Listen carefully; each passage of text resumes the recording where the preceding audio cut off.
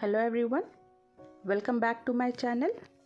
आज मैं BEd semester 4 paper 8B knowledge and curriculum के अंतर्गत topic mode of transaction in teaching learning का पार्ट 3 बताऊंगी।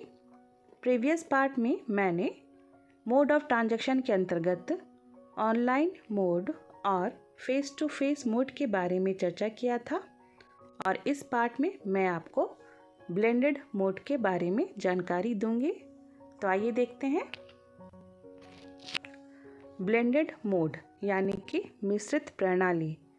मिश्रित प्रणाली आमने सामने या प्रत्यक्ष प्रणाली एवं ऑनलाइन प्रणाली का संयोजक है, अर्थात यह प्रणाली प्रत्यक्ष प्रणाली और ऑनलाइन प्रणाली का मिला जुला रूप है।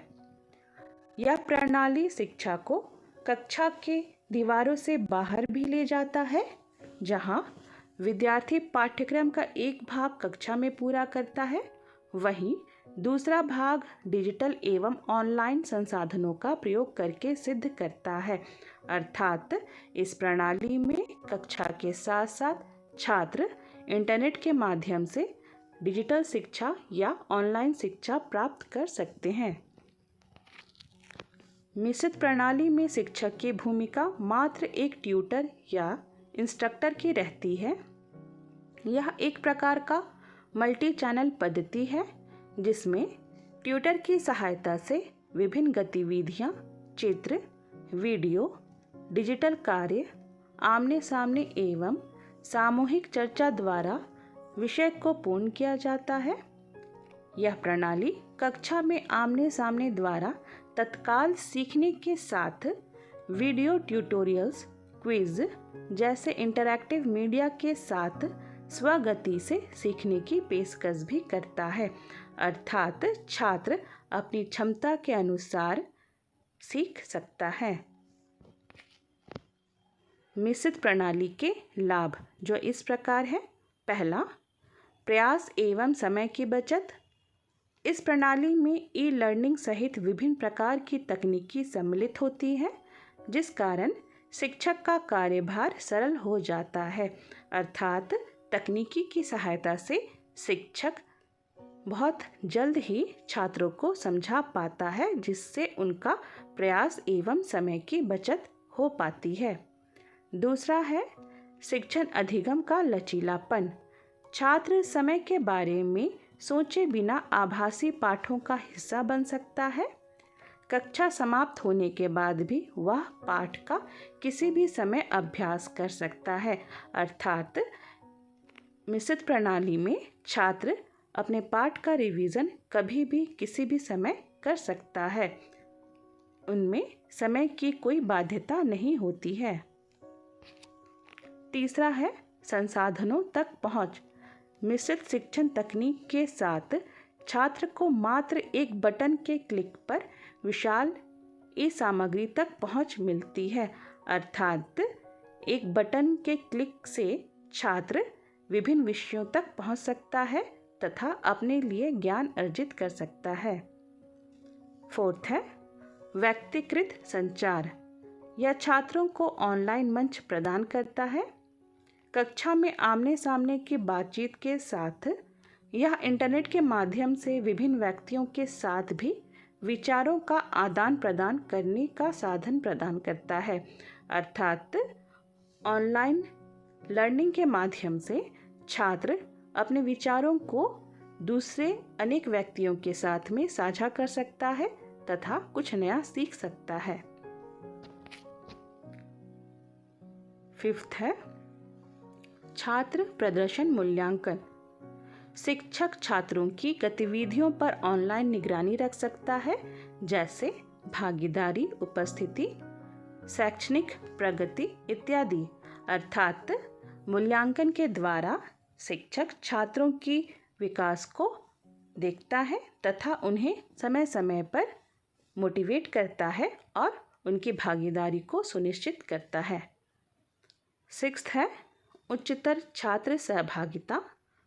मिश्रित प्रणाली में छात्र उबाऊ पाठों से छुटकारा पाकर आनंद लेते हुए सीखते हैं, जिस कारण से छात्रों की सहभागिता इस मिश्रित प्रणाली में बढ़ जाती है। 7th है नवीन परिवर्तन की ओर बढ़ना। मिश्रित प्रणाली छात्रों को बॉक्स के बाहर सोचने एवं नवाचार की ओर ध्यान देने के लिए प्रोत्साहित करती है। यह छात्रों को नवीन अनुभव प्राप्त करने की ओर सदैव प्रेरित करती है, अर्थात नवीन अनुभव द्वारा छात्र कुछ नया सीखते हैं तथा हर समस्या का समाधान विभिन्न एंगल से सोच करके उसे सॉल्व करने का प्रयास करते हैं, अर्थात छात्र बॉक्स के बाहर यानी कि एक सीमित रेखा से बाहर भी विचार करने के लिए प्रोत्साहित होते हैं। 8th है गुणवत्तापूर्ण शिक्षा। मिश्रित प्रणाली छात्रों में विषय के प्रति रुचि के साथ साथ समझ भी उत्पन्न करता है, जिससे छात्र समझ के सीखता है तथा गतिविधि द्वारा सत्यापित भी करता है, जो उनकी शिक्षा को और भी सुदृढ़ करता है, अर्थात छात्र जो पढ़ रहा है उसे वह प्रैक्टिस कर रहा है, जिससे वह उस विषय के प्रति और भी सीखता है, समझता है और उनका जो एजुकेशन है वह पूर्ण रूप से गुणवत्तापूर्ण हो जाता है।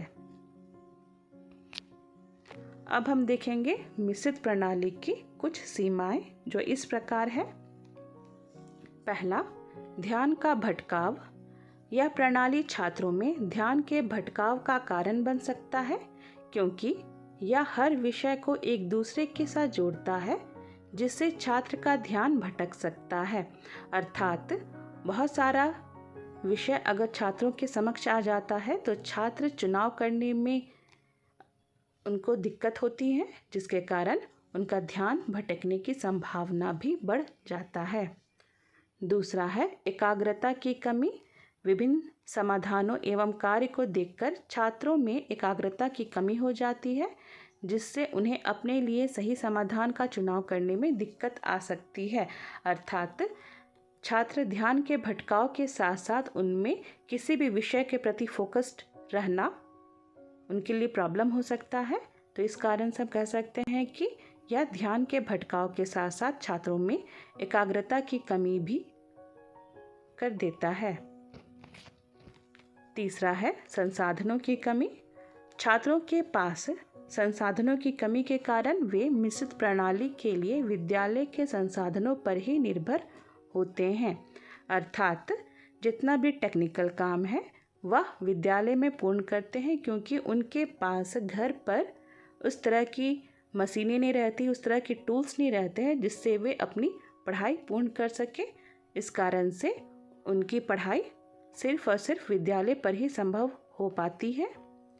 4th है तकनीकी ज्ञान का अभाव। तकनीकी ज्ञान के अभाव के कारण भी बहुत से छात्र मिश्रित प्रणाली की अपेक्षा पारंपरिक प्रणाली को अत्यधिक महत्व देते हैं। बहुत से जगह पर ऐसा देखा गया है कि इक्विपमेंट्स या मटेरियल्स होते हुए भी ज्ञान के अभाव में छात्र उनका उपयोग नहीं कर पाते हैं और ना ही शिक्षक उनको समझा पाते हैं, जिस कारण से वे पारंपरिक आमने सामने की प्रणाली से शिक्षा ग्रहण करने को अत्यधिक महत्व देते हैं। 5th है भावी जीवन पर नकारात्मक प्रभाव। यह छात्रों के भावी जीवन पर नकारात्मक प्रभाव भी डाल सकता है। छात्र कक्षा में सर्वोत्तम करने के लिए अपना पूरा समय सिर्फ पढ़ने में लगाता है, जिससे उनके अन्य विकास बाधित हो जाते हैं।